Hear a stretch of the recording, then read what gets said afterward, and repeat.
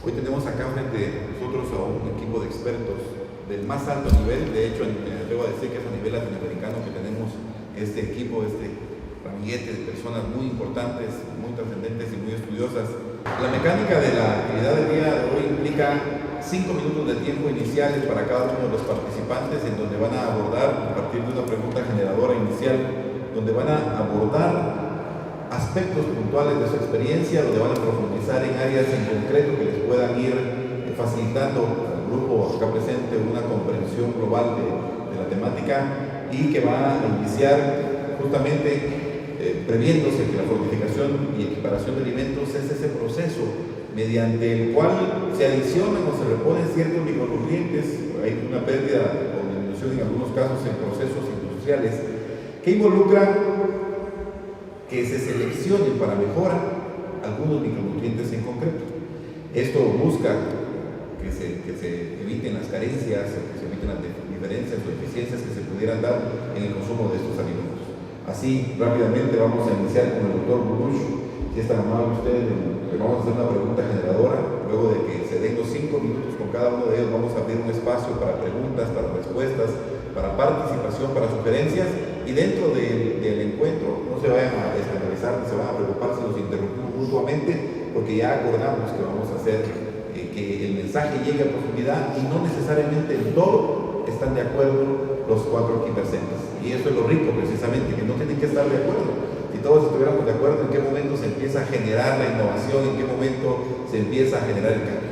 Muy bien, vamos a empezar con el doctor Burush preguntándole ¿qué son concretamente las deficiencias de micronutrientes y esa importancia tan grande, tan capital que tienen en la salud pública? Deficiencias de micronutrientes y su importancia en la salud pública, para luego pasar a las estrategias para hacerle frente a esas deficiencias. Por favor. Bueno, muy buenas tardes. Primero, tal vez caer en la definición de deficiencia de micronutriente y luego la definición de un problema de salud pública. Los micronutrientes los llamamos así a unos elementos que existen en la alimentación, que se consumen en cantidades realmente pequeñas, pero por el hecho de consumirse o de necesitarse en cantidades pequeñas con relación a la energía y a las proteínas, no necesariamente significa que no sean tan importantes como las proteínas y la energía. Pero por el hecho de que se consumen, se necesitan en pequeñas cantidades, es que se les llama micronutrientes, por puro contraste con los macronutrientes. Esa es la razón. No son menos importantes. De hecho, probablemente en nuestro país son incluso más importantes que la proteína y la energía.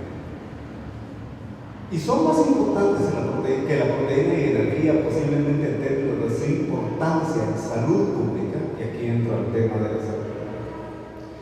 Llamamos un problema de salud pública cuando el problema o el fenómeno que estamos estudiando afecta a una alta proporción de la población. Y entonces, en términos de la importancia de salud pública que tienen ciertos micronutrientes, hablamos de específicamente, y estoy seguro que los colegas van a tocar estos temas en particular, de la deficiencia, o sea, la insuficiencia del consumo o del aporte de hierro, del aporte o del consumo de zinc, otro elemento mineral micronutriente, del aporte o del consumo de vitamina A, y esto, diferente de las dos que mencioné previamente, no es un mineral, es una vitamina. Y probablemente también hay otras deficiencias.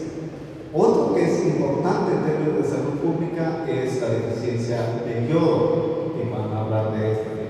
Probablemente también hay deficiencia de B12, de la vitamina B12 y del ácido fólico, seguramente en ciertos segmentos de la población. O sea que hay una serie de micronutrientes que son importantes. ¿En qué sentido son importantes en salud pública? Solo un ejemplo. En el caso de hierro, que cuando hace falta, produce en su máxima expresión un fenómeno que se llama anemia, que es la falta de glóbulos rojos dentro de la sangre, afecta, en el caso de los niños, de acuerdo con los datos nacionales, a casi un 46% 7% de los niños menores de 5 años. Si eso no es un problema de importancia de la salud pública, entonces no sabemos de qué estamos hablando cuando hablamos de afectación de una alta proporción de la población con deficiencia de hierro. Y lo mismo pasa en el caso de las mujeres. Casi cerca del 30% de las mujeres en edad fértil o embarazadas tienen deficiencia de hierro, probablemente tienen deficiencia de otros elementos micronutrientes que hacen que estos sean problemas para la salud pública. ¿Por qué problemas? En el caso del hierro, solamente para poner un ejemplo muy grande, si un niño tiene una deficiencia de hierro o tiene anemia en las etapas iniciales de su vida, tiene problemas conductuales, él va a tener problemas de aprendizaje, va a tener problemas del desarrollo de su sistema nervioso, va a tener problemas de conducta en la escuela. Y en el caso de los adultos, o en el caso de las mujeres, tiene problemas de rendimiento físico. Está muy claro el efecto económico que tiene, por ejemplo, de hombres trabajadores que tienen deficiencia de hierro, tienen anemia, tienen una menor producción laboral y por lo tanto menores ingresos. Y esto tiene una influencia sobre su ritmo familiar. Esa es la razón de que sean, por ejemplo, estos micronutrientes problemas de salud. No voy a entrar más en cifras, pero lo cierto, si quieren, hagamos un acto de fe. Una alta proporción de la población en nuestro país es afectada por falta de hierro, vitamina A, zinc, vitamina B12, ácido fólico, para mencionar unos pocos problemas. Perfecto. Vieron qué puntualidad. Vieron que ya empecé a escuchar algunas cosas y de este lado derecho empecé también a escuchar algunos comentarios que van a ver ustedes enriquecerán el debate de lo primero. En esta línea de ideas, el doctor Cheo nos puede ampliar y profundizar en torno a la suplementación. Y es tan amable de hablarnos un poco al respecto, doctor. Gracias, muy buenas tardes. Hay varias estrategias realmente para poder solucionar el problema de deficiencia de micronutrientes. Yo me voy a concentrar en la parte de suplementación y probablemente los compañeros van a tocar otras estrategias. Al hablar de suplementación, podríamos decir que hay dos tipos de suplementación. La suplementación terapéutica, es decir, para recuperar a una persona que está ya afectada, por decirlo así, como dijo el doctor Bush, con anemia. Entonces le vamos a dar de manera, en forma de medicamento, un suplemento de hierro, por decirlo así. Y la otra es la suplementación preventiva, es decir, le vamos a dar esos mismos suplementos de hierro, pero en menor proporción, por decirlo, para prevenir la deficiencia. Entonces tenemos dos aspectos que creo son fundamentales de separar. Generalmente en salud pública se utilizan ambos, pero le damos más, por decirlo así, preponderancia a la prevención. Por ejemplo, cuando hablamos de suplementación, voy a hablar del ciclo de la vida, de los recién nacidos. En Guatemala están naciendo alrededor de más o menos un 12% de recién nacidos de bajo peso y algunos de ellos son prematuros, niños que nacen antes de tiempo. Estos niños, si no los empezamos a suplementar preventivamente alrededor de los 2 meses, por su velocidad de crecimiento que tienen, es muy probable que se vuelvan anémicos. Entonces van a tener todos los problemas que ya se mencionaron, problemas cognitivos particularmente. A los niños que están de término, usualmente la norma del ministerio dice que debemos empezar a suplementar con hierro en este caso, y zinc también, y probablemente los otros micronutrientes como vitamina A. Aparentemente ya no hay deficiencia de vitamina A en el país, valga la aclaración, de acuerdo a la última encuesta de micronutrientes del año 2009-2010. Empezamos a partir de los 6 meses. Y hay una serie de modalidades también, que si lo damos semanal, y si lo damos diario, si lo damos en forma en polvo, micronutrientes en polvo, o lo damos en gotas, o lo damos en jarabe. Yo lo que quiero decir es de que no importa cómo lo demos, lo más importante es de que el niño se lo tome. Prácticamente todas son efectivas, por decirlo así, siempre y cuando el niño o la persona se lo ha tomado. Entonces, en niños que nacieron con peso adecuado, podríamos decir, empezamos a los 6 meses.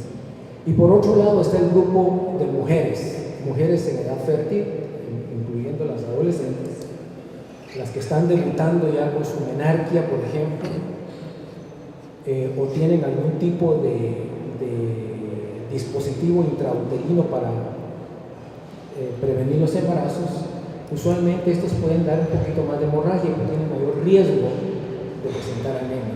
En las mujeres embarazadas, actualmente la norma dice debemos de darle ácido fólico semanal, y expertos de la OMS y OPS también aconsejan dar ácido fólico semanal. Y por aparte suplementar preventivamente con hierro. Lo ideal es que la mujer llegue con un buen estado nutricional de hierro antes del embarazo, porque el embarazo es un estado fisiológico que demanda mucha cantidad de hierro y para poder cubrir sus necesidades tiene que consumir altas cantidades que le van a causar problemas. Entonces, una sugerencia tal vez acá en el grupo materno o en mujeres en edad reproductiva, la norma debería de sugerir que sea para manera, desde el punto de vista práctico, suplementar hierro y ácido fólico en una misma tableta. Actualmente lo tenemos separado y yo creo que es muy práctico tomarlo en una sola tableta. Y solo mencionar nada más zinc, que zinc suplementamos, pero a niños con diarrea y neumonía, porque está demostrado que como tratamiento coadyuvante de las diarreas y las neumonías, previene muerte, previene el fracaso de la terapia de rehidratación oral e incluso previene episodios de diarrea en los siguientes 2 o 3 meses. Tal vez solo hacer un poquito de énfasis en deficiencia de B12. Creo que esa es una deficiencia que, en mi opinión, no le hemos puesto mucha atención y creo que de aquí en adelante es algo que deberíamos de ponerle mucha atención porque supuestamente tampoco tenemos como problema de salud pública deficiencia de ácido fólico ya, aparentemente. Y por otro lado está vitamina B12, que también pareciera ser que tiene su rol en la anomalía del tubo neural. Entonces deberíamos de poner un poco de atención a esto. Gracias. ¿Vieron cómo empieza a enriquecerse la noche, cómo se empiezan a compartir ya criterios que pueden ponerse a la práctica hoy mismo?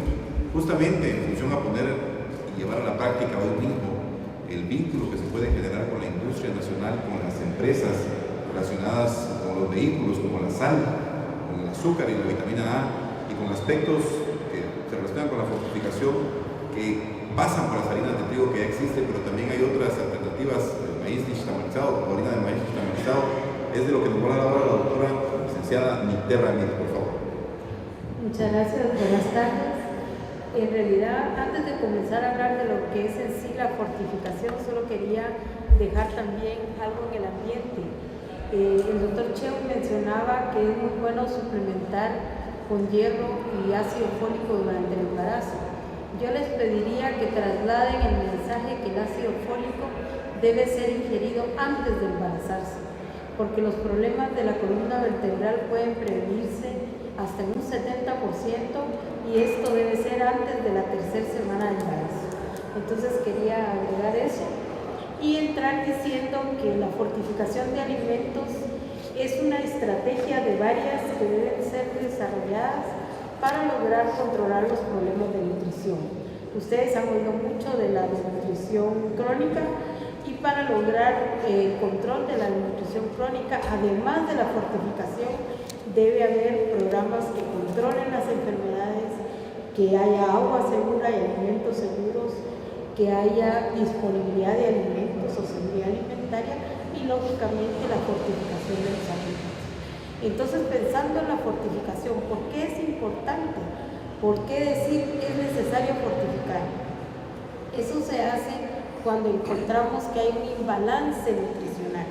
¿Qué quiere decir eso? Ya mencionaba el doctor Klusch, cuando alguien no tiene suficiente cantidad de un elemento en su organismo y lo necesita para las funciones vitales. Entonces, si hablamos de imbalance, tenemos que llevárselo de alguna manera. Sabemos que la más eficiente es la suplementación, porque se le da en un mes, en general o el tiempo que sea, está curado, pero es muy caro y no hay suficiente personal para darle a la mitad de los guatemaltecos, a los niños sobre todo, o a las mujeres, el tratamiento que se lo consuman a diario. Entonces se usa la segunda estrategia, que es la fortificación de alimentos, que esta estrategia es excelente, es muy costo efectiva, se dice. ¿Por qué? Porque puede cubrir a mucha gente con muy poco costo, y el costo se le traslada a la industria, que es la que realiza la actividad, y la industria absorbe parte de ese costo y el otro lo traslada al producto final. ¿Por qué es importante entonces fortificar alimentos? Porque de esa manera vamos a asegurar que la población que está consumiendo un alimento que sabemos que es del gusto de la población, que realmente lo consume, ese es un buen vehículo. No vamos a ir a fortificar algo que la población no come, porque entonces tampoco le va a llegar. Entonces primero hay que saber qué es lo que la población está consumiendo, en qué cantidades y quiénes lo están consumiendo. Y acá en Guatemala cabe decir que ya se han hecho estudios de análisis secundario de encuestas para poder saber cuánto está comiendo la población. Entonces la fortificación de alimentos se vuelve la estrategia costo efectiva para llevar la vitamina A, el azúcar la tiene, el yodo en la sal y el flúor, y las harinas de trigo fortificadas con hierro y vitaminas del complejo B. En la actualidad se está trabajando también para fortificar otros alimentos y poder tener lo que llamamos ahora la canasta de alimentos fortificados, porque sabemos que el hierro no se puede agregar todo lo que se necesita a un solo alimento, porque esto encarecería mucho el alimento. Entonces lo que se hace es dividirlo en varios alimentos para que cuando la población consuma todos estos pueda tener los que requiere. Muchas gracias. Qué disciplinados están todos en los 5 puntuales minutos. Por favor, no era tan amable de contarnos un poquito esas dificultades en la aplicación, porque todo suena muy bien, todo pareciera que es la medida adecuada en el momento preciso, pero ¿cómo se encuentran esas complicaciones a la hora de la implementación? Muchas gracias, buenas tardes a todos. Ya los compañeros han hablado de la importancia de la fortificación de alimentos y en base a ello el Congreso de la República de Guatemala emitió en el año 92, el decreto 44-92, que es la Ley General de Enriquecimiento de Alimentos.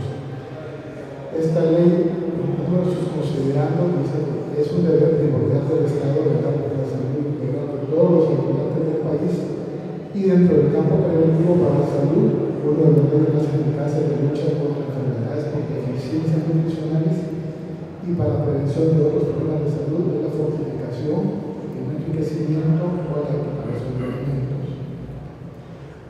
Y entonces ya en la ley, en su artículo primero, declara que es obligatorio el enriquecimiento, la fortificación o equiparación de los alimentos necesarios para suplir la ausencia o insuficiencia de nutrientes en la alimentación habitual de la población. Al amparo de esta ley general, el Ministerio de Salud, que es el órgano rector, ha emitido 3 acuerdos gubernativos específicos: uno que obliga a la fortificación del azúcar con vitamina A, otro que obliga a la fortificación de la sal con yodo y flúor, y otro para la harinas de trigo con hierro, ácido fólico y vitaminas del complejo B. Esta misma ley crea una comisión, que es la Comisión Nacional para la Fortificación, Enriquecimiento y Equiparación de Alimentos, y esta comisión tiene un carácter de coordinador y comisión. Esta comisión la integran varios ministerios de Estado, entre ellos el de Salud, Agricultura, Economía, Finanzas, Gobernación. La integran también representantes de las gremiales de productores de los productos que estén afectos a la ley de fortificación, que ya lo mencioné antes, y también están con carácter de la Liga de Consumidor y con carácter de asesor, están la Universidad de San Carlos, UNICEF y el INCAM. ¿Qué hace la comisión? La misión principal es coordinar y supervisar que estos programas estén funcionando adecuadamente. Pero para ese control se tiene que hacer monitoreos en toda la República, en sitios de producción, en sitios de venta y en hogares. Lo que se trata es de llegar a conocer si los programas están cumpliendo con el objetivo para que fueron creados. El Ministerio de Salud regularmente hace monitoreos en sitios de producción. La Liga del Consumidor, como miembro de la CONAFOR, hace monitoreos en expendios populares, en tiendas y mercados en toda la República. Y también hay un programa que ha sido ayudado por el Ministerio de Educación, la Universidad del Valle y la Liga del Consumidor, que hace monitoreos en escuelas centinelas. Se escogen determinado número de escuelas en toda la República y se le pide a los niños que lleven una muestra de los productos que consumen en sus hogares. Todos esos vienen al INCAP a un análisis para verificar si está cumpliendo con la norma. Hasta donde tenemos los últimos datos, los programas de fortificación de azúcar con vitamina A y de harina de trigo están siendo exitosos en que la norma se está cumpliendo en más del 90%. En la sal es un programa que viene en recuperación por el tipo y la forma de producción de la sal, que no es industrializada, sino que es mucho artesanal, cuesta más el control de los procesos de fortificación. Sin embargo, estamos alcanzando niveles ya cercanos al 80% del cumplimiento de la ley. Sin embargo, ¿cuál es uno de los problemas más grandes para estar con esta supervisión? Los fondos. La Comisión Nacional es un organismo multisectorial que no maneja fondos y cada institución tiene que manejarse por su propia cuenta. Entonces, el programa de escuelas centinelas, por ejemplo, requiere viajes a las diferentes escuelas, toma de muestras, pago y análisis en laboratorios. Los programas que hace también la Liga del Consumidor requieren enviar gente a los 22 departamentos para que estén tomando las muestras y luego requiere fondos para el pago de los análisis en laboratorios. Todo esto es una limitante a veces para tener con precisión y certeza los resultados de los monitoreos que se están efectuando. Sin embargo, a pesar de todo, la Comisión trata en lo posible se tenga información actualizada sobre el funcionamiento y cumplimiento de los programas. Como digo, están en porcentajes muy altos. Eso, sin embargo, no se debe confundir con que a toda la población está llegando el micronutriente en la misma proporción, porque hay factores socioeconómicos que dependen de qué producto consuman o qué no. Pero estamos en la Comisión siempre en una función de vigilancia continua para que un programa que ya es exitoso no se caiga y para los que no han alcanzado el nivel adecuado que se mejoren tomando las medidas correctivas en el momento necesario. Eso es lo que hacemos en la comisión, es lo que nos obliga a la ley de fortificación de alimentos y como último, esta ley es una sombrilla bajo la cual se puede permitir en el futuro cualquier otro plan gubernativo si se determina que un producto es un vehículo eficiente para llevar los nutrientes que la población necesita. Muchas gracias. Muy bien, por favor, un aplauso fuerte para la primera participación de los productores del grupo. Muy bien. Justamente, no les dijimos al principio, para que las ideas fueran frescas y no hubiera nada preconcebido, algo que es muy importante de esta reunión. No les dijimos que queríamos conocer su parecer en torno a la casita de los 1000 días que tenemos al frente. No les dijimos exactamente que venían a discutir en relación a eso y a consensuar en relación a eso y a poner sobre la mesa ciertos debates necesarios, porque ahora la intención, en este momento, vamos a quitar la mesa para quitar la formalidad, por favor, compañeros, y vamos a hacer una especie de mesita redonda. Perfecto, eso, romper a la larga relación que existe entre la realidad del terreno y lo que en ocasiones se puede tener en una normativa, que se puede tener en un documento escrito que pasó por el Congreso, es lo que queremos con estas casitas. La idea general, ya la conocen algunos de ustedes, el doctor Bulucho ha estado apoyándonos en este esfuerzo, es que la suplementación, que los insumos mínimos para la nutrición lleguen a las comunidades más remotas, que estén ahí presentes y que se pueda tener una función preventiva de lo que está sucediendo allá. Ahora bien, la pregunta es, ¿qué les parece a ustedes, desde la experiencia que tienen, desde la vigencia de años de conocimiento, qué les parece a ustedes esta casita y cómo pueden llevar esa suplementación hacia esos lugares? Por favor, doctor. Ahorita ya hay espacio abierto, no hace falta que tengamos medición de tiempo, pueden opinar, pueden debatir y podemos consensuar. ¿Qué les parece a ustedes? Por favor, empecemos. Gracias. Yo creo que el enfoque de la casita pues es un enfoque bastante integrado, en mi opinión, porque las estrategias para mejorar el estado nutricional de micronutrientes o tratar de resolver el problema de las deficiencias no solo es más integrado el enfoque, no es solo suplementación y fortificación. Tenemos que ver, como está ahí, control del medio ambiente, Claro. Educación, que es lo más difícil, educación alimentaria para el cambio de, o sea, es decir, cambiar hacia alimentos que tienen más de estos micronutrientes. Entonces, desde mi punto de vista, creo que es bastante integrado el enfoque, ¿verdad? Porque está llenando estas otras estrategias que hacen falta, pues, ¿verdad? Desparasitación, tener los animales cercados, lo que yo vi ahorita ahí, muy rápidamente. Correcto. Pero ya en la parte inicial donde estábamos conversando en relación a esto, se dijo una frase que generó cierto encuentro de criterios, que era el uso de los micronutrientes, el polvo para la suplementación en el hogar. Y la licenciada Michelle y Jesús empezaban ya a discutir en relación a ello. Y esa casita, precisamente, lo que está buscando es que el hogar sea el objeto de toda nuestra intervención. Pero hay todavía ciertos criterios que no necesariamente pueden coincidir en ese respecto. ¿Quién quiere tomar la palabra? Por favor, doctor. La casita de la línea de selección. Sí, yo pienso que es más un tema de definiciones que un tema de definición, digamos, conceptual.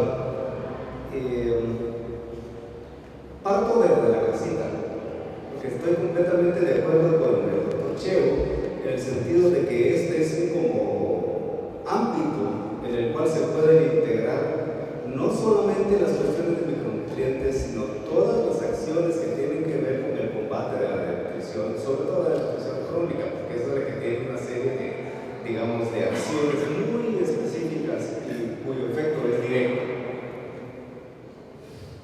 Depende de cómo conceptualice uno la casita. La casita, para el gusto de algunos de nosotros, no es un centro clínico, es un centro en donde se integra la comunicación, las demostraciones, un lugar de encuentro entre los implementadores del programa y la comunidad entendiéndose como la familia, puede ser usuarios muy específicos, líderes de la comunidad, etcétera, hablando y aprendiendo sobre los temas que tienen que ver con el combate de la desnutrición crónica. En el caso de los micronutrientes, un tema que quizá no tocamos mucho o lo mencionamos de manera muy superficial acá, es que las estrategias no son solamente suplementación, no son solamente fortificación. También hay una estrategia que es probablemente la más difícil y por eso probablemente la mencionamos un poco. Es la diversidad, la diversificación alimentaria. Y en ese sentido, las comunidades no solamente deben aprender, sino también aprender a tener esos alimentos y a utilizarlos. Por ejemplo, en el caso de la alimentación complementaria, ese periodo tan crítico que va después de dejar la lactancia materna exclusiva y empieza el acompañamiento con otros alimentos. Uno de los problemas más grandes es precisamente que no tenemos una diversidad pero es una oportunidad en la cual también se puede agregar a través de una suplementación, como el caso de lo normado en el país, el uso de un suplemento en polvo, que en cierto modo, siguiendo el pensamiento que la licenciada Nicté nos hablaba, de agregarle nutrientes a un alimento, y eso a ella le llama, y todo el mundo le llamamos fortificación. Solo que esa es una fortificación industrial. Pero si le damos el suplemento a la familia y lo agrega al alimento que consume en la casa, es una especie de fortificación en el domicilio.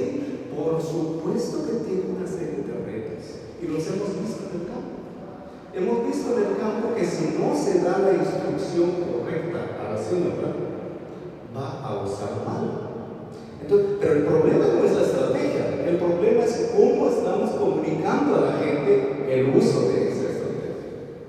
La casita para mí es un lugar en donde se puede hacer esa comunicación para el desarrollo, esa comunicación para que se tengan las mejores prácticas posibles, educación alimentaria, etc. Y las demostraciones necesarias para el cuidado de la salud del niño, que no necesariamente tiene que ser del dominio únicamente del Ministerio de Salud Pública.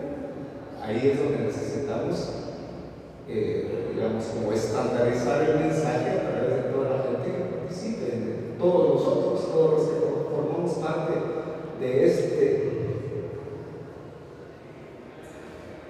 equipo de trabajo en la lucha contra la nutrición. Iba a decir este ejército de trabajo contra la nutrición, pero lo dejo ahí. Muy bien, muchas gracias, pero justamente, yo sé que Nicté está deseosa de hablar, pero le vamos a dar la palabra primero al doctor, porque hago la aclaración para los presentes de que el doctor Chev y que el doctor Buluch estén avalando con sus comentarios ese modelo que tenemos allá afuera es trascendente y enormemente grande. Ustedes no saben el criterio que está detrás de la aceptación de ellos, y muy probablemente no se haya dimensionado que ellos son extremadamente duros cuando consideran que algo no es lo usual, que no es lo correcto, que no es lo debido, y en esta ocasión están diciendo que eso puede tener un enorme potencial. Pero recuerden, el sistema de salud tiene debilidades para llegar a nivel local, y la red de salud justamente ha tenido valladares en hacer la implementación en el campo. ¿Cómo verías la casita funcionando? ¿Qué te parecería esa fortificación ahí huyendo? ¿Cómo te la ves en este momento, a partir de que hay una aceptación de que tiene la integridad y profundidad necesaria? Bueno, yo la veo como muy importante, pero especialmente para tomarla como una escuelita en sí, un lugar en donde se ve, coincido mucho con lo que dijo el doctor, que se ve la capacitación necesaria en la escuela sobre el uso adecuado de los nutrientes. Porque los estudios que el CAP y las instituciones técnicas hacen son los que determinan y enseñan en qué niveles se debe consumir tal o cual nutriente. Porque si solo lo dejamos a libre albedrío de la casa, como decía Nicté antes, a veces la mamá no está para hacer darle la comida o explicarle el alimento al niño, y quien se queda acá no sabe, lo que puede provocar pudiera ser al revés. En vez de falta, exceso de micronutrientes con los riesgos de enfermedades que vienen. Entonces, para mí lo importante en la casita es convertirlo en un centro de capacitación en donde se dé a cada hogar los elementos básicos de información de cómo manejar los micronutrientes, cómo alimentar a su familia, y sobre todo la importancia que los 1000 días tienen, porque tal vez es un tema que se está manejando los 1000 días, pero a nivel general no se conoce o no se toma la verdadera dimensión de qué son los 1000 días. Y los 1000 días son los que se están considerando desde el momento de la concepción del niño. A partir de ahí se cuentan los 1000 días para ver la importancia que en esos 1000 días tiene el que se vaya primero la madre alimentando antes del parto para que vaya transmitiendo los beneficios a su niño, y luego a partir del nacimiento de 9 meses, el resto del tiempo para los 1000 días que se alimente adecuadamente.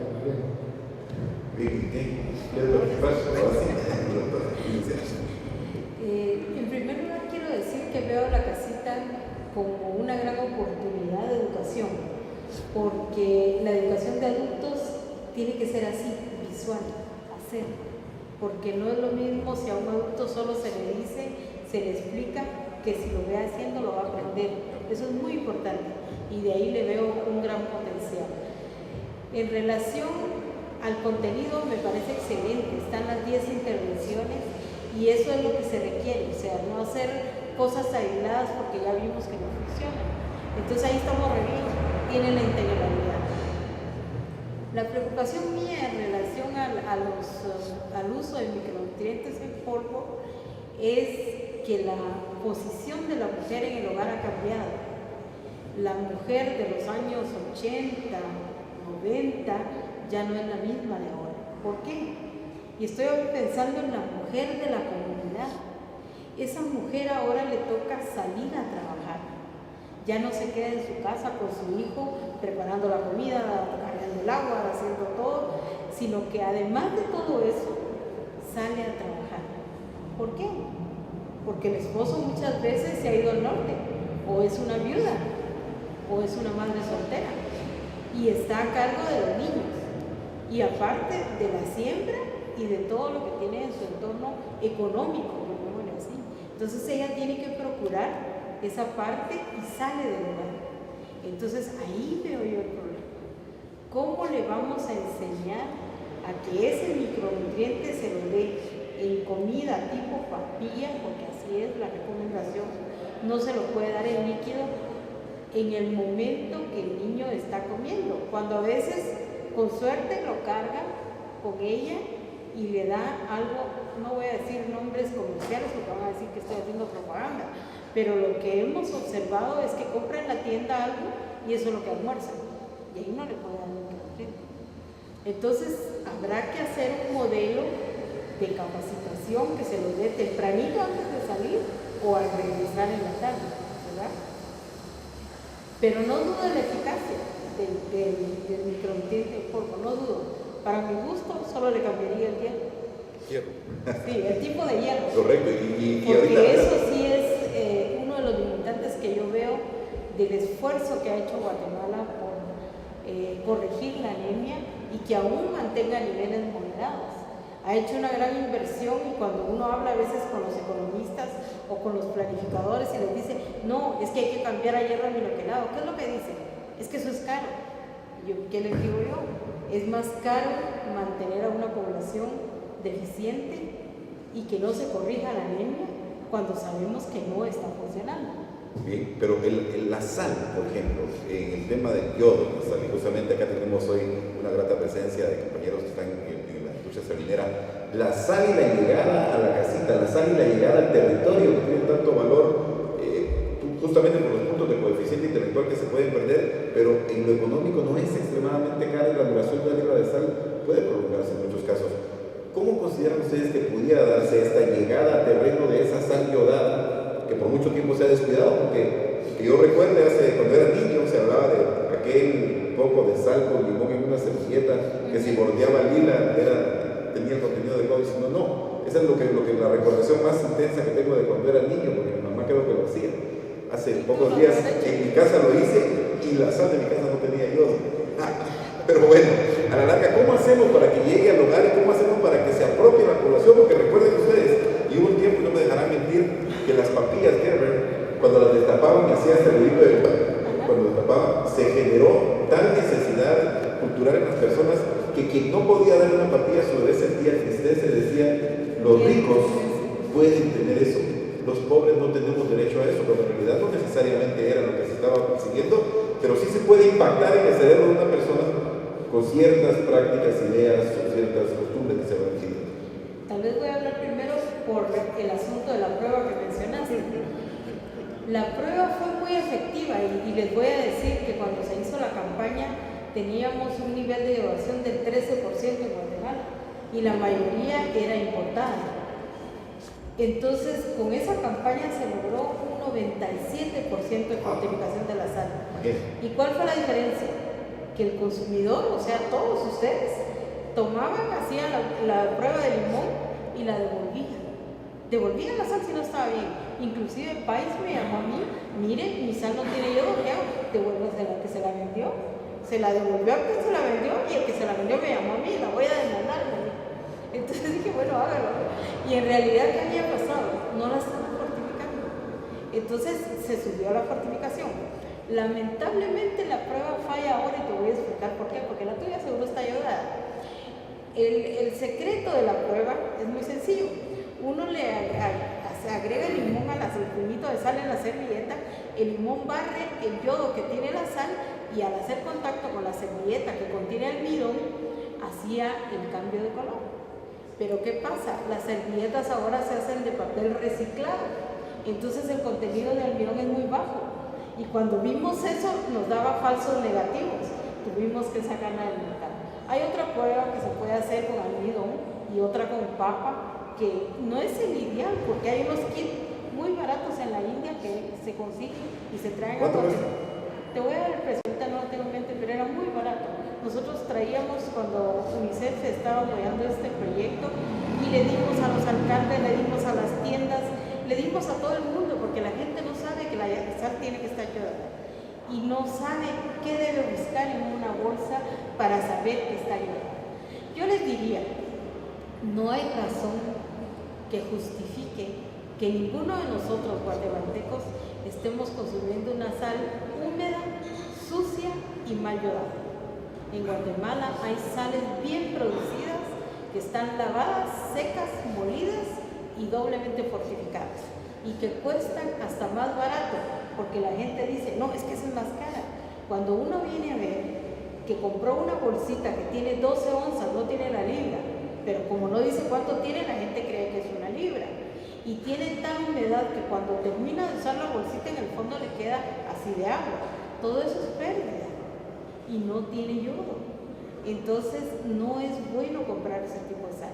Tiene que tener un registro sanitario, un responsable de esa marca que diga el nombre del propietario, la dirección en donde la producen. No hay que guiarse solo porque la bolsa dice está fortificada, porque lamentablemente eso se lo ponen a cualquier bolsa. Entonces uno tiene que buscar, y mejor si uno sabe que es una empresa formal y seria, porque ese es otro de los requisitos actualmente para fortificar un alimento. Tienen que ser empresas formales y serias. ¿Por qué? Porque es una gran responsabilidad la que están asumiendo. Es la salud de la población y es agregarle con una honestidad tal el fortificante que el producto final realmente llegue a la población como es. Correcto, pero es un reto enorme. Es un reto. Porque es un cambio cultural que se debe dar por favor de todo el Es pueblo. educación. Es educación fuerte. Y la casita puede ser el Claro. Por ahí, estamos. Vamos a tener kits, van a tener kits de mi tema. No, yo no voy a hablar, yo voy a hablar. por ahí iba un poco la idea, la sugerencia, oyendo las cosas y recordando esas experiencias de uso de kits de campo para determinar semi-cuantitativamente el nivel de fortificación. Se me ocurre que la casa puede ser el centro de fiscalización comunitaria de la sal que se tiene.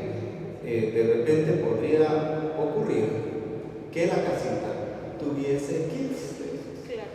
y que digamos el que quisiera de la comunidad, que es parte de la educación, llegara a probar su sal y de paso de repente demostrar, miren esta marca que nos están trayendo así. Entonces, es cierto, un poco empezar ese tipo de presión, pero un poco pensando cómo podríamos aprovechar la casita para el caso de la vigilancia popular, usando kits semi-cuantitativos dentro de la misma casa para hacer ese monitoreo.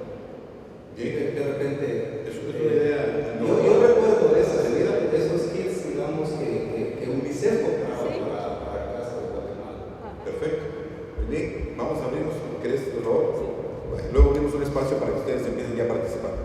Tal vez ampliar un poco lo de los micronutrientes del polvo. Yo sí sería de la opinión de agregarles yodo.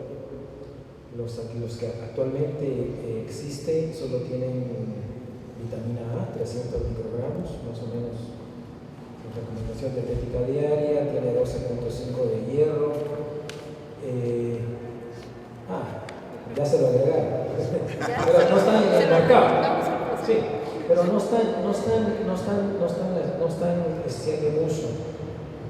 La razón de ello es porque las recomendaciones alimentarias, tanto del programa como lo de la Asociación Pediátrica y otras asociaciones para alimentación de niños, recomienda que no le agreguemos sal a los alimentos, a los niños pequeños.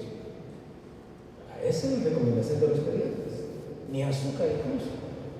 Entonces, y hay estudios muy recientes que en Suiza, el señor Zimmermann está demostrando de que los niños suizos, que es un país de los que mejor controla su fortificación de la sal con yodo, que están con niveles bajos los niños. Entonces, eso ya nos pone a nosotros acá que tenemos limitaciones o barreras o debilidades en la supervisión de la innovación, de que podríamos tener de repente algún bolsón ahí en ese grupo de edad de niños tan pequeñitos.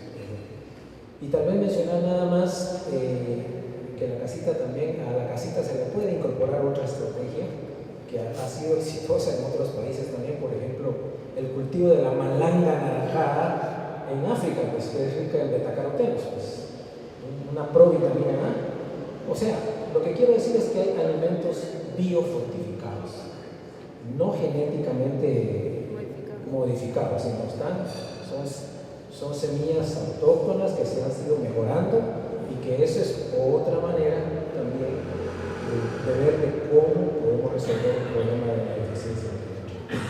Es inspirador escuchar propuestas de este tipo, porque malanga, imaginen, no hubiéramos imaginado nosotros jamás colocar en esa casita. Y algo importante, estamos hablando de alianzas público-privadas, que implica un monitoreo en específico y supervisión de ciertos estratos experimentados en eso. Es un poco gobierno, un poco empresa privada, actuando en función de una prevención necesaria para un país. El reto es tener por lo menos 4.000 de esas casitas en puntos estratégicos que puedan apoyar y fortalecer al sistema de salud. Muy bien, ¿quiénes quieren tomar la palabra? Por favor. Sí, solo quería decirles que lo que mencionaba Francisco del yodo en la mujer embarazada se vuelve algo vital, porque si una mujer embarazada tiene deficiencia de yodo, corre el riesgo de tener más abortos y de tener hijos con problemas. No les estoy diciendo que vaya a tener, como se miraba en el pasado, niños con unas deformaciones terribles, no. Puede ser que solo pierda coeficiente intelectual, que sería una gran tristeza que por falta de yodo en su alimentación ese niño nazca y se nos pase, porque no se hace TSH neonatal en todo el país debido a que los niños no nacen todos en el hospital. Entonces los que nacen a nivel de comunidad o con la comadrona o en su casa, esos niños se nos van a pasar. Entonces si la madre tuvo deficiencia, el niño no se detecta, tenemos que garantizar que ella, durante su embarazo, que los niveles de requerimiento de yodo se aumentan enormemente, tenga la disponibilidad de ese medicamento. Y la casita se constituye en algo muy importante. Perfecto. En la mente, no sé si ustedes compartan esta visión, en la mente tengo una imagen del cambio de sal, que es algo simbólico, porque la casita está representando eso, algo que se puede tocar, algo que se puede palpar, que da vida a creatividad, a innovación, pero que es algo que está ahí. Igualmente con el tema de la sal, por citarles un ejemplo, si lográramos hacer un cambio de toda la sal en el país que no tenga las calidades oportunas, pero el simbolismo de entregar una libra de sal iodada, que le está diciendo a la gente en su casa, usted tendría un riesgo de que sus niños, si usted cayera en una condición inadecuada, pero esta sal, y hemos pensado en diversas marcas, incluso tendríamos que pensar en esa idea claramente para que se sienta y se perciba que la libra de sal que recibe en sus manos es el simbolismo del cambio que se tiene que dar internamente y en el hogar, justamente. Yo estoy segura que el sector privado va a colaborar con las bolsitas bien fortificadas. Ganamos todos a lo largo. La entrega de esa libra de sal, pero destinada en frente de la gente. Probablemente, de nuevo, la iniciativa privada podría ser la importadora de los kits para hacer esa prueba delante de la gente. Sí, miles y miles. Podemos hacerlo conjuntamente, porque de hecho la casita es así, pero imaginen ustedes una movilización, no sé, pensemos en un número grande. 100.000 libras de sal repartidas persona a persona, que puedan tener 100.000 momentos de intercambio, porque lo que vamos a buscar es que se fomente el rumor de lo positivo que puede ser el yodo. Si son 10.000, si son 20.000 o si son 100.000, sí va a tener una importancia importante en el día en que Guatemala quitó su sal sin yodo y puso a la disposición de la gente la sal con yodo. tenemos que pensarlo desde una perspectiva comunicacional, porque es una pieza de comunicación, pero es muy importante que lo pensemos así. Las personas quieren palpar el cambio y es fundamental que lo empiecen a palpar. Que vean que en realidad en Guatemala podemos consumir alimentos de buena calidad y no porque son personas del interior en el campo o como se dice a veces gente pobre, no tiene derecho a tener una sal de calidad. Yo creo que eso ya lo debemos cambiar y este sería un excelente oportunidad. Muy bien, pensemos en cosas grandes de este carácter. Por favor, si alguien quiere tomar la palabra, algún comentario, alguna duda, nosotros estamos aquí casi sin ver por las luces de la cámara, pero de todos modos se ve una mano levantada por ahí. A ver, no tengas pena, déjala así como está. Buenas tardes, quisiera hacer una pregunta al señor de Conafor relacionada a cuáles han sido las medidas que se toman contra aquellas empresas que se determinan que no llevan a hacer. Bueno, la ley es clara y especifica cuáles son las medidas que el Ministerio de Salud, que es el ente rector, tiene que tomar respecto a un producto que no esté cumpliendo con las establecidas las normas. El Ministerio empieza con un apercibimiento, con un proceso administrativo, y dependiendo si no es corregido en el tiempo que le dan, pues ya toma otras acciones u otras medidas que sean estipuladas en el Código de Salud. Pero la CONAFOR como tal solo coordina y supervisa, pero el ente que tiene que tomar la sanción, que tiene que imponer la sanción, y que de hecho lo hace, es en algunos casos el Ministerio de Salud. ¿Han habido algunas experiencias en todas estas actividades? Sí, incluso han habido en el pasado decomisos concretos de camiones enteros con carga. Por ejemplo, en la sal en particular, cuando venía carga de las salineras hacia la ciudad y se hacía un análisis, no tenía la presencia del yodo, en este caso, eran decomisadas. Tal vez en los últimos años no se ha hecho como tal, pero sí en el pasado es posible. Cuando se importa un producto también, el Ministerio de Salud es el encargado de verificar antes del ingreso a las aduanas del país que el producto cumpla con la ley, y si no autoriza el ingreso, a menos que haya un compromiso local de que se va a fortificar internamente. ¿Hace cuántos años que no se da un caso? Como la historia dice que hace años sí se dio, pero que últimamente no. Quiere decir que la frecuencia con la que se hacen las revisiones no es tan cercana. El Ministerio, según nos reporta en la comisión, tiene un proceso de manejo mensual y nos está presentando los números de inspecciones en sitios de producción que está haciendo y los casos en que se cumplen, los casos en que no se cumplen. Yo no tengo en este momento estadística de cuántas sanciones se han impuesto, pero porque lo que queremos es que el Ministerio cumpla con su rol de estar velando porque se cumpla con la ley. Yo no tengo el dato, pero perfectamente el Ministerio de Salud en su momento podrá darlo. Sin hallazgos entonces en los últimos años. Pero hay una cosa importante, yo he visto en los listados de la CONAFOR que aparecen las empresas que sí están ayudando adecuadamente y las que no, y hace una clasificación por ciertos nombres en específico. Tú que has estado tan cerca, cuéntanos un poco. Bueno, yo quisiera mostrarles un documento que saca la Liga del Consumidor que tiene el nombre de las marcas que cumplen y que no cumplen. Este es del 2010, lamentablemente el 2011 y el 2012 no han salido todavía. Ahí está, porque nosotros requerimos como CONAFOR que se publicaran las marcas, porque había una resistencia a no querer publicar cuáles cumplían y cuáles no. Pero yo quiero aprovechar, ya que es el momento del cambio, yo tengo una sugerencia para el gobierno. A ver, por favor, momento el cambio. El Ministerio de Salud no cuenta con los recursos suficientes para hacer la vigilancia como debe ser, porque hay más de 200 productores pequeños que están produciendo sal y se supone que deben fortificar. Yo no niego que produzcan sal porque está bien, es una actividad económica, pero la fortificación no debería estar en esas manos. La fortificación se debería hacer en centros autorizados que el Ministerio pueda controlar y que pueda verificar que la sal que sale de ahí salga con los niveles que debe tener. No hay razón en Guatemala para consumir sal con mala iodación. Hay una planta que se montó desde el año 2000 que únicamente está utilizando el 13% de la población. ¿Por qué? Es una sal que está florada, o sea, tiene flúor y tiene yodo. Y muchos pueden decir, ¿por qué flúor? Si le caen los residuos a la gente, ¿qué Los guatemaltecos al llegar a la edad adulta han perdido la mitad de los dientes por falta de tratamiento, por falta de acceso a la limpieza dental, y el flúor se constituye un elemento básico. Y no solo eso, en esa oportunidad se vio que el flúor era el medio para que el lodo en Guatemala estuviera siempre bien. ¿Por qué razón?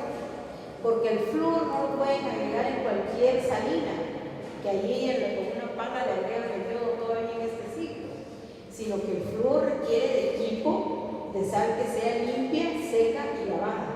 Pero que quede claro que no estoy diciendo que no deben producir sal, que produzcan la sal, que lo hagan bien, lo saben hacer, pero que esa sal vaya a lugares que el ministerio pueda supervisar y pueda comprobar que esté doblemente fortificada. Porque el reglamento dice que debe estar doblemente fortificada. ¿Y qué fue lo que se hizo? Porque no había cumplimiento. Se modificó el reglamento y se dejó que se agregara sobre el lodo. Y no era esa la salida. La salida era hacer cumplir el reglamento y que en realidad todos los guatemaltecos tuvieran la posibilidad de tener sal doblemente fortificada. Y nos íbamos a quitar el problema de estar supervisando 250 plantitas, no son plantitas, ¿no? Lugares de fortificación, ni siquiera personas, ¿sí? Entonces, yo con todo respeto al sector salinero le tengo mucho cariño, pero en realidad la fortificación debe ser hecha en centros establecidos para eso, y qué mejor que sea doblemente fortificada, como es la posibilidad que tiene Guatemala ya de tener una planta montada y hay posibilidad de poder montar otra. Perfecto. De hecho, acá estoy viendo los nombres de algunas compañías que tienen un éxito rotundo, entiendo. Por ejemplo, la Sal Radiante, Riancla, BZ, Vitasal, San Pedro, Sabemás, San Antonio, El Salmón y La Bendición, por mencionar las primeras 10 que vemos acá. En realidad eso implica, no sé si algunos de ustedes han escuchado ese nombre de sal en los supermercados o no, pero implica que estas 10 marcas que acabo de mencionar, los cuales son 20 que están en el listado, tienen cantidades apropiadas de ese yodo que tanto hace falta y permiten que tengamos la certeza de que vamos a llevar un buen producto a nuestro hogar y vamos a estar resguardando esos puntos de coeficiente intelectual en el niño, ya sea vía madre o vía directa. Pero estos nombres deberíamos tenerlos en publicaciones y casi me atrevo a decir que bien podríamos hacer un boletín en la CESAM para poder publicarlo y enviarlo como un respaldo a las entidades que están haciendo bien su trabajo, porque justamente de ellas pende el éxito o fracaso de algunos momentos de intelecto en Guatemala, porque los puntos de coeficiente no son solo del niño o de la niña que los está perdiendo, son de todo el país. Es el intelecto guatemalteco que puede sufrir. Consecuencia, no sé si ustedes vean factible, es una pregunta que por supuesto pueden responder ahora o luego lo conversamos. Eso que acaba de plantear Nite, flúor y yodo en las sales, ¿es factible que se suceda eso? ¿Qué consideran ustedes? Pero de verdad no tengan pendiente. Sí es posible. Sí es posible, pero tiene que pasar un procedimiento como es el NITE, de secado, de pureza, para que el flúor se dé bien, pues si no se va a decantar. Si es algo muy húmeda, se decanta, entonces es más peligroso para el consumidor que tenga flúor a que no tenga. Entonces tendría que pasar un proceso técnico, con maquinaria y todo, para poder hacer. Muchas gracias. Bueno, ya sabemos que hay alguna situación que puede propiciar el no buen aprovechamiento, pero si hay una alternativa de secado que puede fomentar que en el tiempo se aproveche de buena manera. Eso y eso. ¿Ya hay una planta? Pues bien, podemos conversar, porque en realidad hay un factor muy importante de vinculación público-privada que se está suscitando como una especie de movimiento nacional por hacer cosas importantes y que trasciendan. El apoyo, por supuesto, lo pueden recibir incluso, como les menciono, en boletines, en emisiones claras, comunicacionales, de que los que estén haciendo bien su trabajo ameritan el consumo de las familias más afectadas, y podemos hacer esta cruzada de cambio de sal. Busquémosle un nombre pegajoso, busquémosle un nombre vinculante y hagámoslo juntos, que es precisamente lo que estamos promoviendo ahora, hacer que este país tome la conciencia y levante su moral y se sienta digno de recibir beneficios digno de ejercer sus derechos, pero digno también de una Guatemala distinta, que la moral no esté caída y sea siempre visión de fracaso, sino una visión distinta, de éxito, de armonía, de cambio total, que surja de la cabeza del guatemalteco y trascienda sus instituciones. ¿Hay alguien que quiera tomar la palabra? Por favor. Yo solamente tengo una pregunta en ese sentido que ustedes abordaban el hecho también de crear conciencia a la población a través también de las casitas del terreno, de consumir sal, de ayudar, pero también cómo vemos o solucionamos el tema de distribución, porque lo que pasa es que cuando uno llega también a mercados comunitarios, el hecho de que llegue la sal, que llegue a ayudar, eso lo hace muchas veces también la sal que ingresa, viene inclusive de otras fronteras que están más cerca, y el tema de distribución para que llegue a esos lugares también creo que se dificulta. Les voy a comentar algo que pasó hace algunos años. Cuando hablábamos del azúcar fortificada con vitamina A, una de las quejas del sector era que no lograban penetrar a toda la población porque en las comunidades había mucho contrabando de azúcar de otro país. Y les digo, es muy sencillo, ustedes tienen la culpa. Están dejando que sus sacos, porque el saco de 100 libras iba con todo el azúcar suelta. Ustedes están permitiendo que las personas inescrupulosas agarren su azúcar, la mezclan con la no fortificada y ganan, ¿verdad? Porque la estaban vendiendo como que estaba fortificada y como era de Guatemala, pero metían sal de otro país, o digo azúcar de otro país. Es que las bolsitas son muy caras, bueno, entonces van a solucionar un problema y tienen que invertir. Lo hicieron. Y esa fue parte de la solución. Y le dije, lleve el producto cerca del consumidor. ¿Dónde está la gente? Ellos instalaron distribuidoras en todo el país y comenzaron a llevar el azúcar a los lugares para poder tener, que la gente tuviera el acceso.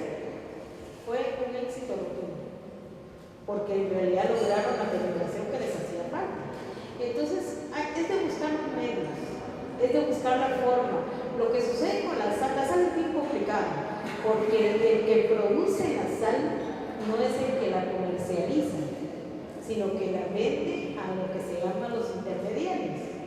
Y los intermediarios son los que se encargan de fortificarla a veces, porque le dice dámela solo así, o de recibirla fortificada en la forma que les decía yo, que lo hacen con pan. Y les pasa. Pero ¿quién no le dice que en el camino la mezclen con sal no fortificada? Si esa no viene empacada en bolsitas. Entonces el problema es que nuestra población siga aceptando comprar la sal así en el saco. Pero corrígeme usted, disculpe la interrupción, ¿es el precio el problema? Porque yo entiendo que el precio no necesariamente es, por ejemplo, comercialmente no sería oportuno mezclar una sal no yodada y sí yodada y luego venderla, porque no es el precio, entiendo el problema. No es el precio, pero en este sentido, si ahora por decir algo, un quetzal en cada saco, que es lo que cuesta, no sé si ha cambiado eso, lo que costaba fortificar un saco, un quetzal, me imagino. Está igual. Un poquito pero ahora cuesta 2. Pero 2 quetzales por 100 libras. ¿Son cuánto? 2 centavos por libra. Eso no es un costo que uno diga no lo puede absorber. Y el problema es que en realidad hay otro problema atrás. El que produce la sal no recibe los 65 centavos, no sé cuánto cuesta ahora la libra, que uno paga en el súper, por decir algo. A él le compran a 8 centavos la libra. Entonces, ese margen lo gana otra persona. Entonces, es un gran negocio. Y en realidad, yo no estoy diciendo que no gane. Todo el mundo tiene que ganar, si no es negocio. Pero tiene que ser honesto. O sea, si yo voy a vender un producto y hay una ley que dice que debe ir fortificado, yo tengo que ver que esté fortificado. Y si hiciéramos un convenio de trabajo en el que se le diera cierta certificación a las salineras que sí lo están haciendo y se generara una especie de certificación, eso luego, por supuesto, la certificación acompañada de la difusión, esa difusión y esa certificación fomentaría el consumo adecuado si fuera salud, CESAC, CONAFOR, que tuviéramos un sello de calidad para esa sal. Fíjate que nosotros como proyecto estamos dejando un sello de calidad para los alimentos que llenen los requisitos y que puedan circular libremente, van a tener que sufrir un proceso. Pero yo tengo otra teoría. Mi teoría es que es el consumidor, porque lo demostró. Cuando del 13% le vamos al 95%, fue el consumidor el que fue a comprar la sal. No fue el comerciante porque la ayudó, no. Lo obligaron a ayudarlo porque se la devolvieron. Entonces, para mí es la población la que tiene que cambiar. Yo invertiría más en educar a la población. Y la casita, yo creo que es el lugar. Muy bien, muchas gracias, por favor. Sí, yo insisto en lo que usted acaba de decir, lo había dicho en la educación, que la casita sea el medio para educar a la población. En la comisión está la Liga del Consumidor y esa es un importantísimo papel. La Liga, porque tiene delegados en los departamentos, y la Liga capacita primero a los consumidores. Está orientado al consumidor, lo que hace es resaltar los beneficios, en este caso de consumir un producto fortificado. Mucha gente no analiza en detalle un impacto y eso va amarrado también al etiquetado. Que un producto que compre cumpla con todas las normas que nos decía de tener identificado quién lo produce, el peso exacto, si está o no fortificado. Porque si bien es cierto el papel aguanta con lo que me pongan, cualquiera no se va a exponer a sacar un producto con un registro sanitario sabiendo que no está cumpliendo lo que la norma especifica. Entonces, la parte más importante para mí es la capacitación del consumidor, haciéndole saber cuáles son los beneficios que tiene al consumir un producto que sí está fortificado contra otro que por 2 o por 5 centavos no lleva ningún fortificante. Muy bien. Quiere decir que un papel con almidón no es la diferencia entre el medir y no medir. No es realmente caro. Es muy barato el papel con almidón y podríamos buscar una marca incluso en el mercado que tuviera esas características de almidón necesarias para poder repartir pequeños bloques de papel. Tan básico como eso. Sí, así es fácil. Bien. Pero los kits también son Los kits son baratos. Los kits. No, compramos de 5.000, 6.000. No,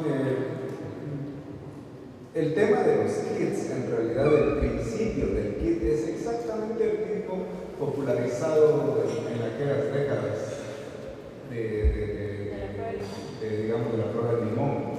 En realidad el kit lo que tiene es que ya tiene esas mezclas en un frasquito. Ya tiene su almidón, ya trae, viene un medio ácido y es solamente que hace la reacción con la sal. Ya no necesitas ni la toallita ni nada, simplemente se le echa a la cucharadita de sal.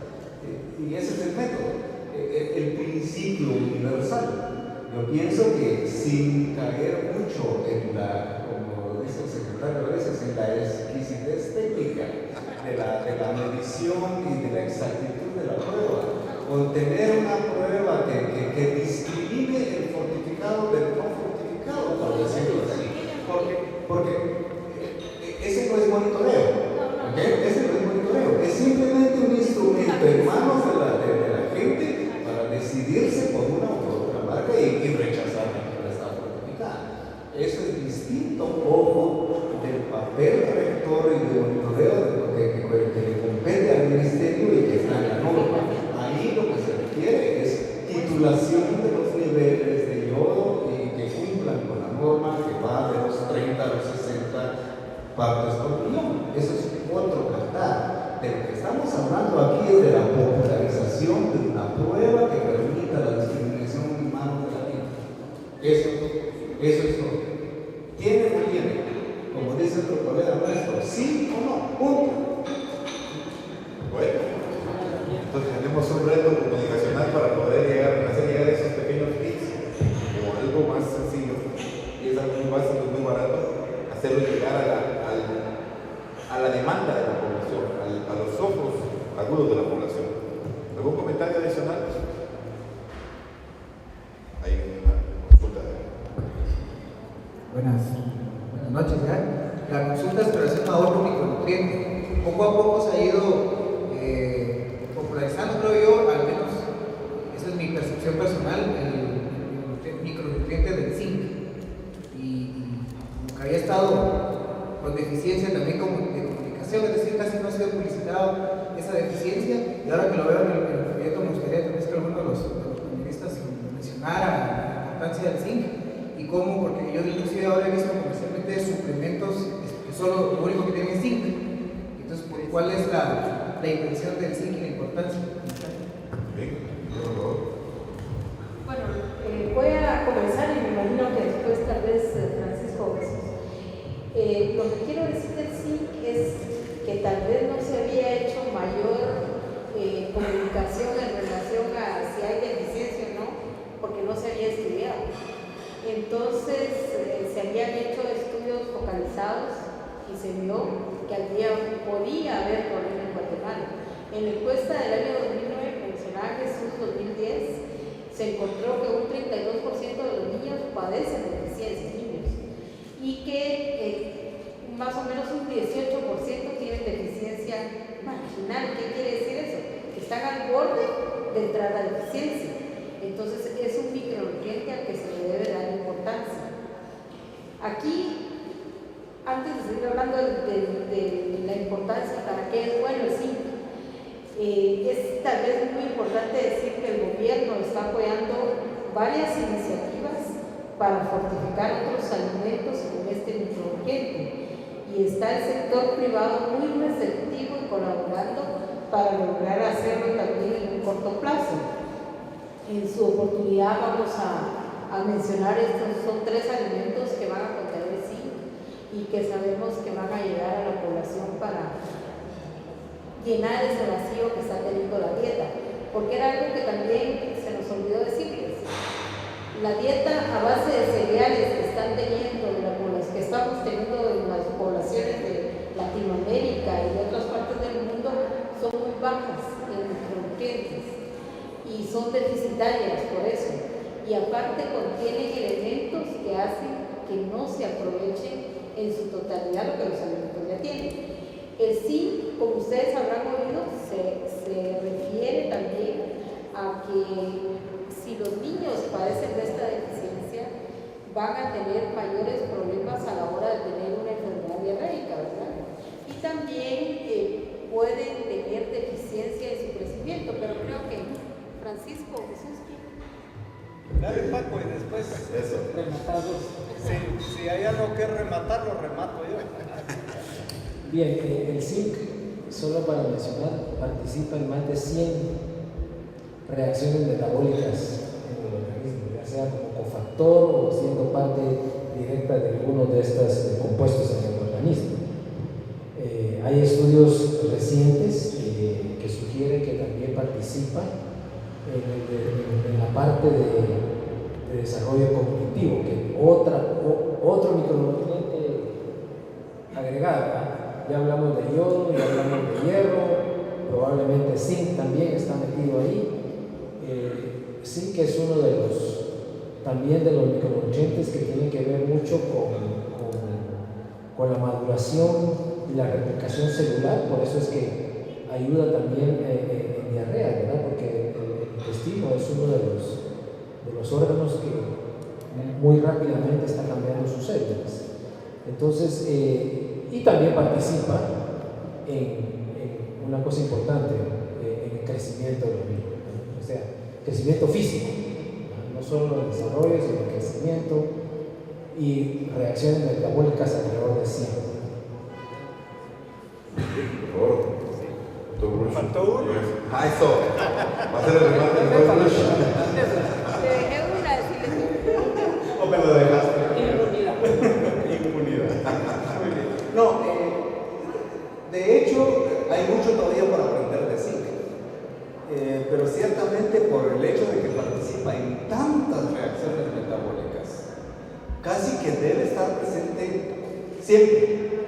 Y el hecho de que se le esté poniendo mucha atención, por ejemplo, en el recambio intestinal, en el crecimiento, etc., es porque ese es el que más se está conociendo. Pero de lo que se sabía casi clásicamente era su papel en las defensas del organismo. De hecho, era lo que se estudiaba en las vacas, en las cabras, etc. Entonces, siendo que vivimos vivimos en un medio tan lleno, tan insano, por decirlo así, en términos de microbiología, en términos de que estamos llenos de bichos, vivimos en un ambiente realmente sucio, las oportunidades, el riesgo de tener una infección es bastante alto. Frente a la deficiencia de zinc es mucho más fácil entonces tener una infección, y con esa deficiencia inmunológica puede tenerse más infección. De hecho, se menciona su papel en el crecimiento como un papel muy propio, pero también puede haber un papel indirecto en el sentido de que un niño que frecuentemente está padeciendo infecciones que no necesariamente son severas, pero que están desgastando el organismo, también limitan el crecimiento. Entonces, de manera indirecta, también es un factor de crecimiento. Ya todos estamos convencidos que el problema no es el tamaño, sino que lo diga Paco y yo. El problema son las frecuentes infecciones. El problema es la poca defensa que se tiene frente a las noxas, que es, digamos, frente a los ataques que el ambiente insano en el que vivimos nos expone. Entonces, ese sí es un papel muy importante del zinc. Y por eso el hecho, creo que nos estamos quedando cortos en la estrategia de salud pública de usar el zinc solamente en los casos de diarrea o de infecciones respiratorias. En realidad, la deficiencia, como dice la licenciada Nicté, es mucho más grande de lo que hemos creído, y probablemente es uno de los factores también de la baja talla de la población. Bien, luego tal vez podemos rematar, como ustedes dicen, tocando el tema del hierro y del azúcar, que es un aspecto en el que el lunes, bueno, la semana pasada, tuvimos acá al señor Diego Herrera, que es el que dirige Pantaleón, en la corporación Pantaleón concretamente, y él hacía consultas rápidas y decía, es que no es caro, no significa un incremento excesivo, y está demostrando en algunos lugares ciertas características y efectos de mejora en la anemia. Y nosotros lo corroboramos con la evaluación de impacto que hicimos, pero si deseas dale, pues.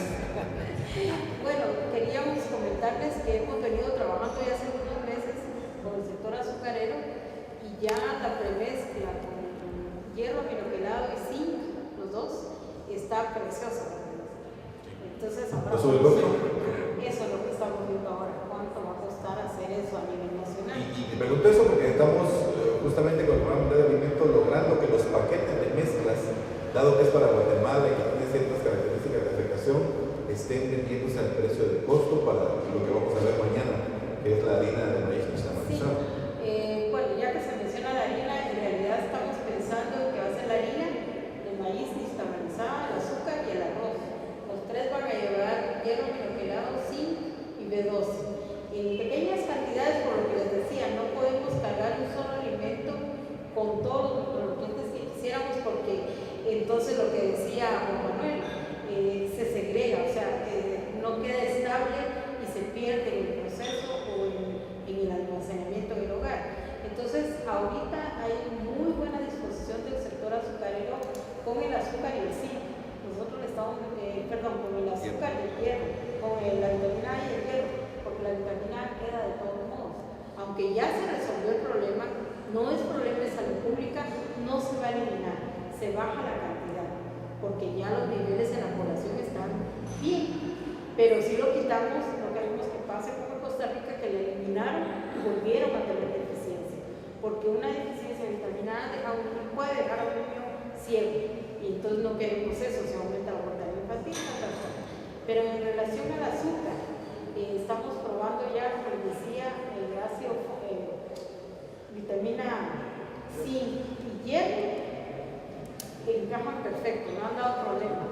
Ahora le vamos a agregar B12 y ácido fólico para ver si aguanta todo y cuánto cuesta. Entonces, en breve lo vamos a tener. Estamos corriendo para que esto sea algo rápido. A ver. Solo mencionar muy rápidamente que donde hay deficiencia alta o una prevalencia alta de hierro, también hay de zinc. ¿Verdad? Ellos van juntos. Van asociadas. Y por otro lado, ojo, la fortificación es buena, costo costo efectiva, como dijo Nicté, pero tampoco solita puede. Ok, no puede sola. Ya maestros nuestros como el doctor Viteri y el doctor Arroyave han hecho estimaciones de que primero tenemos que mejorar bien el estado nutricional con suplementación y luego viene la fortificación, y eso lleva alrededor de 8 años en promedio. O sea, ojo, y lo que estamos hablando aquí es de ya prácticamente de nutrificación.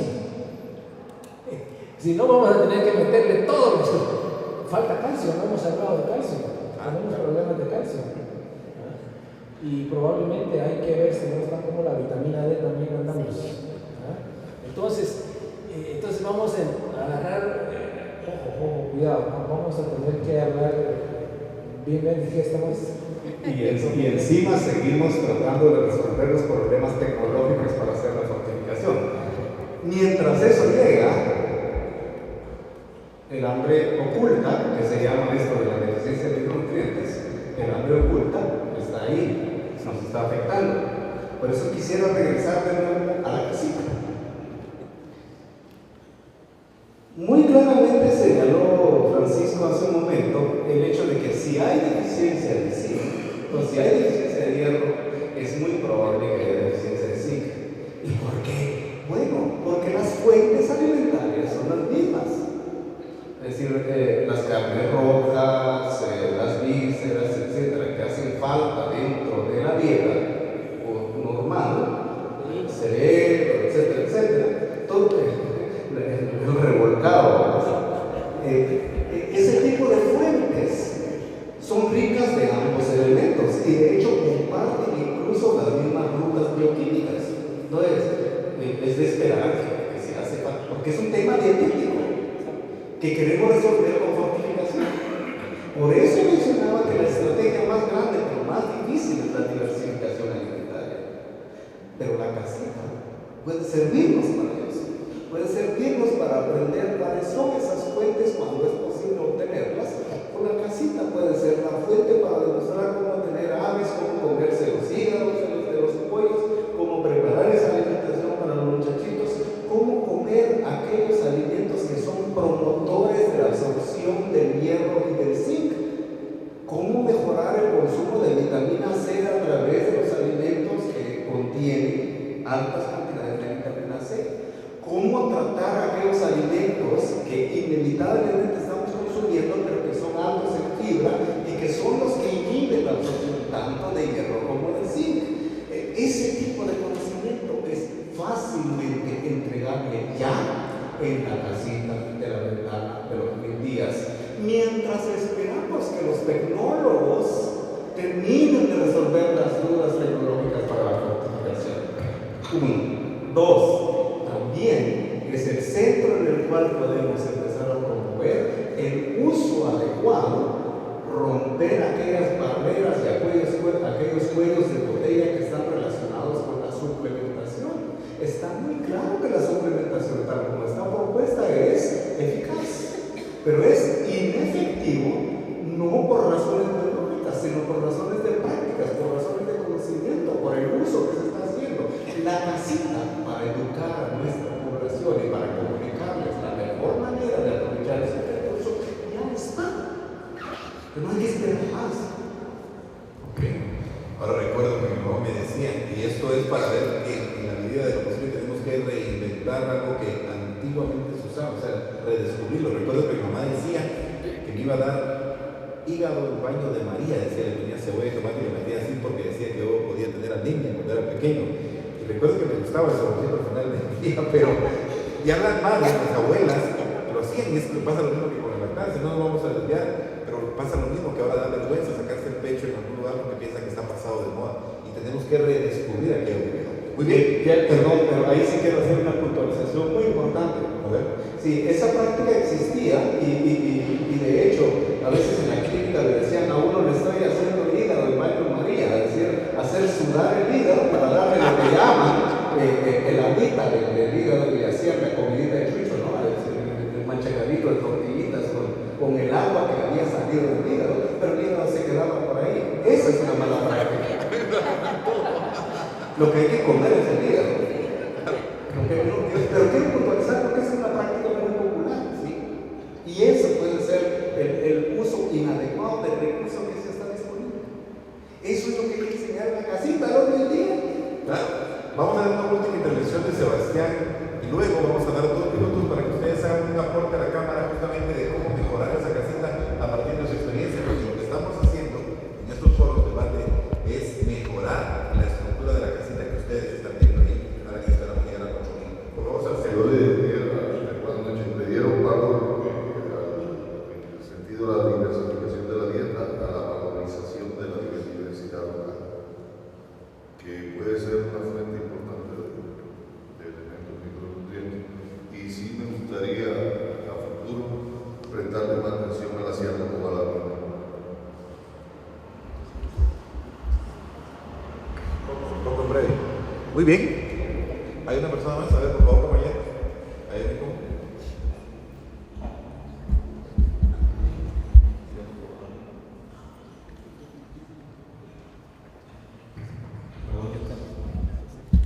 Me parece muy bien interesante lo que está hablando. Yo quería, me surgió la duda. En lugares, en comunidades donde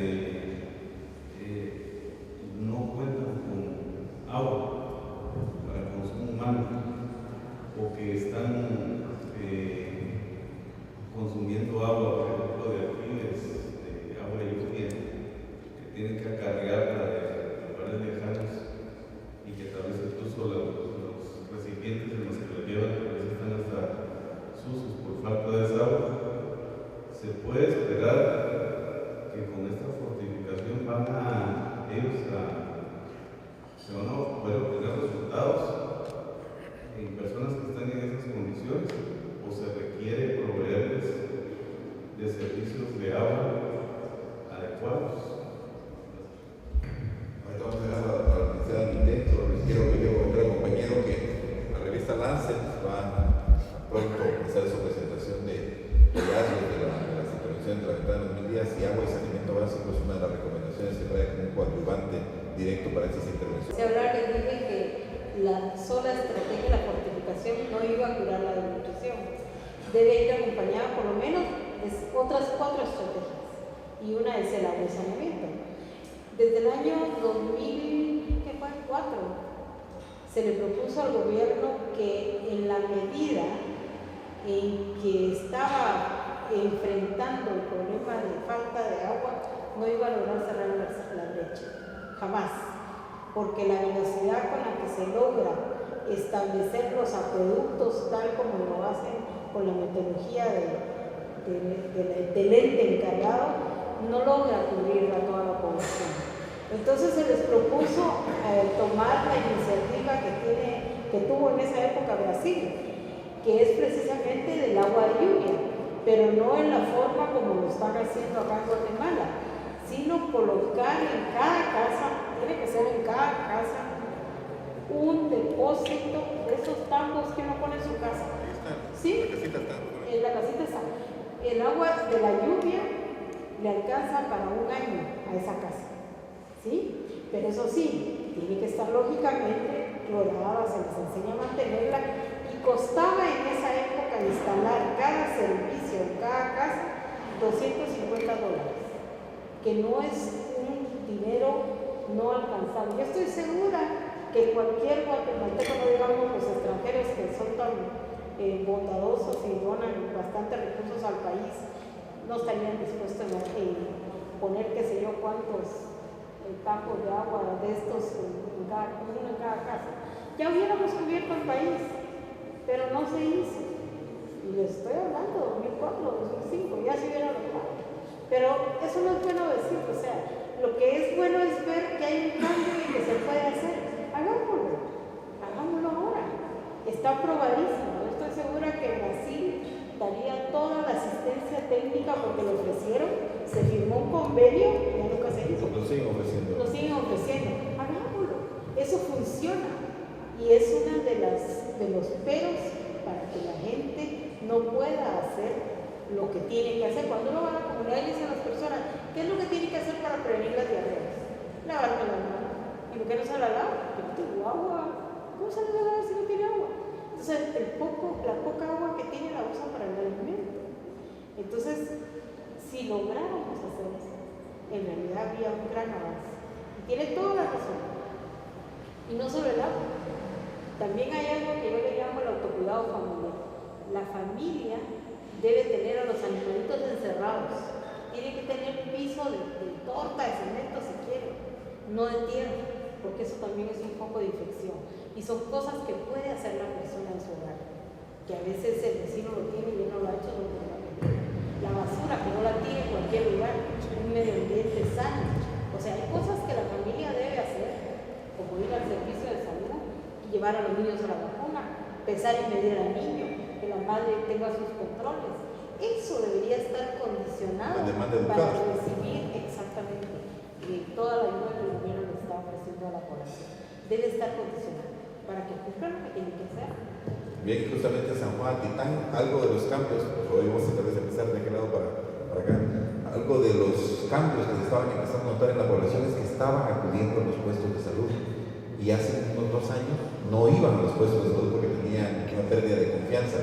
Hoy están empezando en San Juan Titán a ir a los puestos de salud y quizás eso no se palpe mediáticamente, quizás eso no se vea con claridad, pero en realidad es un cambio interno de los que más cuestan, los que se dan en el cerebro y en la conciencia de las personas. Es bien importante eso. 2 minutos, bueno, como máximo 2 minutos pueden aportar una idea, por favor, para la casita, van a estar siendo filmados justamente y de hecho le pedimos autorización para proyectar esta conversación que hemos tenido en la página web y darlo para los jóvenes estudiantes, que de hecho en 2013, 14 y 15 van a ser 3 años dedicados a la seguridad alimentaria y nutricional en los estudiantes que están haciendo sus seminarios. Ya es un acuerdo del Ministerio de Salud Pública, lo apoyamos conjuntamente. 13, 14 y 15 este año, la mitad que adopte, que quiera, o puede ser más de la mitad, porque está el diferente territorial de la seguridad alimentaria, pero el 14 y 15 de tope, de lleno. Muy bien, 2 minutos, nos dan autorización entonces ustedes para colgar la filmación, por favor. Sí, yo quiero aprovechar para mencionar de que la casita puede ser el lugar donde se dé educación, de promoción para mantener la salud, educación nutricional y que la vinculemos también con aspectos agronómicos, porque ese triángulo en lo personal creo que es muy importante para la salud, aparte de lo que ya se mencionó del cuidado del medio ambiente y el agua simple. Muy bien, muchas gracias. La hidroponía está ahí presente. Podría ser esa, pero cualquier otra forma. Yo quiero llevarlo un poquito más allá, porque en realidad uno de los mayores problemas del problema nutricional es la falta de acceso económico de la población. Entonces quizás poder tener esa integralidad con la parte económica también, con esta gente que trabaja todos los proyectos a nivel, digamos, de las comunidades, proyectos productivos, ver de qué forma se puede lograr ese enlace y que haya posibilidad de acceso a algunos bienes y servicios de producción económica en esas comunidades. Porque entonces sí vamos a lograr cubrir esa parte que es uno de los meollos del problema nutricional, que la población no puede tener el acceso económico de comprar sus alimentos. Está muy bien que se les dé la bolsa segura, pero que se está distribuyendo, pero también debe de verse al futuro. ¿Qué va a hacer esta población más allá? Entonces, en las comunidades donde esté la casita, hay que jalar al Ministerio de Economía, Ministerio de Trabajo, que ellos también se unan y aporten para que los proyectos productivos que se hagan también estén en el entorno de las casitas de los 1000 niños. Indudablemente el Ministerio de Economía va a estar involucrado, eso no lo duden ustedes, porque así es. Hoy en la mañana justamente en la reunión de gabinete se estuvo abordando cómo el Ministerio de Economía podía tener un involucramiento más cercano a las comunidades, generando empleo. Hoy fue la discusión del consenso de toda la mañana en gabinete. Por favor. Bueno, ya el doctor Cheo y él pues recalcaron algo que habíamos dicho, que la casita sea la escuela de la comunidad, pero sobre todo el seguimiento de los programas, porque si se implementa, se prueba la casita y se inicia con mucho entusiasmo y algarabía, pero se abandona, de nada va a servir. Entonces, ¿qué se debe hacer? Que este plan que tiene el gobierno se monitoree, se evalúe y sobre todo sea sostenible. ¿Cómo visualizo yo la casita? Independiente de las discusiones que se han ido teniendo, de repente, pensando en lo que estamos conversando acá, la definiría, o me gustaría verla como un centro de conocimiento, pero de conocimiento para la comunidad, para los beneficiarios últimos, no un centro de comunicación mediática, sino más bien un centro de formación, un centro de conocimiento y de promoción particularmente de las acciones de la ventana de los 1000 días, obviamente, como su nombre lo indica. Y a través de eso, probablemente se lograría como producto colateral la generación de la demanda, que es una de las necesidades que se identifican. Si no hay conciencia de los beneficios, de los bienes y servicios que se tienen programados en el nivel por ejemplo, del Ministerio de Salud Pública, si no hay la conciencia de la importancia de esos bienes y servicios, si no está siendo apropiado por la comunidad, realmente no se crea la demanda. Y si no se crea la demanda, realmente nos quedamos cómodos. Si quieren pueden decir, no, pues no, pero de todo modo yo estoy aquí en mi centro de salud o en mi centro de atención. Tiene que ser como realmente el motor, el instrumento comunitario para aprender, para socializar, para compartir y ver desde la visión muy propia de la comunidad cuáles son los problemas de salud y las posibles soluciones que pueden tener, y a través de eso generar la demanda a los servicios. Bien, un comentario último y con eso cerramos, vamos ya. Hay una estrategia que se va a implementar en este gobierno que se llama generación de empleo temporal a nivel comunitario, que busca fortalecer el tejido social y la organización local en función a un objetivo de mejora comunitaria. Recién lo palpable es lo que le va quedando al gusto de la persona y va convirtiéndose en algo mayor, pero recién la señora vicepresidente la semana anterior lo vio físicamente ahí y dijo, mira, ¿y por qué no la casita? La construcción de la casita se convierte en la alternativa una a nivel comunitario de esta generación de empleo temporal, es decir, a nivel comunitario hacemos cierta inyección de recursos con áreas deprimidas por la falta de empleo, por la corte de café a los jornaleros, y por qué no construimos con ellos estas casitas y de esa manera las apropian y las sienten de ellos y no nuestras, desde aquí, desde el nivel central. Muy probablemente en poco tiempo tengamos más de 1000 casitas, muy probablemente, pero lo importante es que lo construyeron allá ellos, que es de su autoría, que es de su interioridad y que es de su comunidad. Eso le da sostenibilidad al tiempo, el tejido social que se puede fomentar a través de estos esfuerzos.